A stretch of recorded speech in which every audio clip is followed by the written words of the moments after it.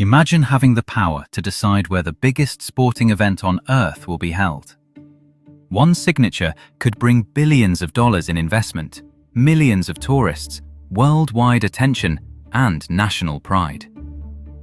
Now imagine that this decision wasn't based only on stadiums, football culture, or infrastructure, but also on secret meetings, political influence, and allegations of bribery. For decades, FIFA presented itself as the guardian of the beautiful game. But behind the celebrations and packed stadiums, investigators uncovered one of the biggest corruption scandals in sports history. How did football's governing body become the center of a global scandal? This is the story of how money, politics, and power changed the World Cup forever.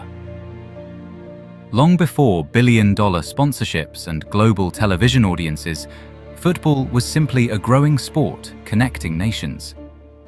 In 1904, representatives from several European football associations gathered in Paris to create an organization that would standardize international competition. That organization became FIFA. Its original purpose was simple: organize international football and promote fair competition between countries. Everything changed in 1930. Inspired by the success of the Olympic Games, FIFA introduced its own tournament, the FIFA World Cup. Uruguay hosted the first edition after agreeing to finance much of the event, including helping visiting teams with travel costs. Although only 13 nations participated, the tournament proved that football had the power to unite people across borders. No one could have predicted how valuable this competition would become. For several decades, the World Cup remained an important sporting event, but it wasn't yet the commercial giant we know today. The arrival of television changed everything. Millions of viewers could suddenly watch matches from their homes. Sponsors noticed. Broadcasters competed for television rights. Governments realized that hosting the World Cup could transform a country's global image. What had once been a football tournament slowly became one of the most valuable sporting events in the world. With every tournament, FIFA's income grew. Television contracts, sponsorships, merchandise, and ticket sales generated enormous revenue. And with more money came more influence. By the 1980s and 1990s, hosting the World Cup had become a prize worth billions. Countries no longer competed only for football. They competed for prestige, tourism, investment, and international recognition. Winning the right to host the tournament became almost as important as winning the trophy itself. While fans believed the World Cup belonged to the entire football community, many of the biggest decisions rested with only a handful of officials. A small executive committee held enormous influence. Among its responsibilities was selecting the countries that would host future World Cups. Instead of hundreds of football associations deciding together, only a few votes could determine the outcome. That concentrated power made every vote incredibly valuable. As the financial rewards of hosting increased, so did the pressure surrounding those decisions. Soon, countries weren't just building stadium proposals, they were launching expensive lobbying campaigns, hiring consultants, organizing luxury presentations, and competing for the attention of FIFA's most influential officials. On paper, every bid promised better stadiums, transportation systems, hotels, and unforgettable fan experiences. But behind closed doors, investigators would later allege that another competition was taking place, one the public could not see. As the World Cup became more valuable, countries began investing enormous sums into their bids. Official presentations showcased modern stadiums, transportation plans, hotels, and promises of unforgettable tournaments. Behind the scenes, however, allegations emerged that the real contest wasn't always happening in public. Over the years, journalists and investigators reported claims that some FIFA officials accepted expensive gifts, luxury travel, cash payments, or other benefits in exchange for influence. While not every official was implicated, these allegations raised serious questions about whether World Cup hosts were always chosen on merit.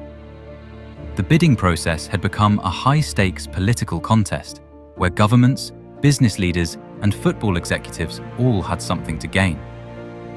On December 2nd, 2010, football's attention turned to Zurich, Switzerland. FIFA announced the hosts for 2 future tournaments on the same day. Russia would host the 2018 FIFA World Cup. Qatar would host the 2022 FIFA World Cup. The decisions shocked many observers. Russia had strong financial backing and ambitious plans, but questions were later raised about possible improper influence during the bidding process. Qatar's victory created even greater debate.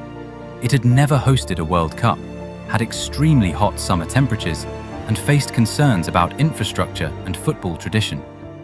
Supporters argued that the tournament would expand football into a new region. Critics questioned whether the bidding process had been fair. In the years that followed, allegations surfaced involving payments, political influence, and relationships between powerful officials and bidding representatives.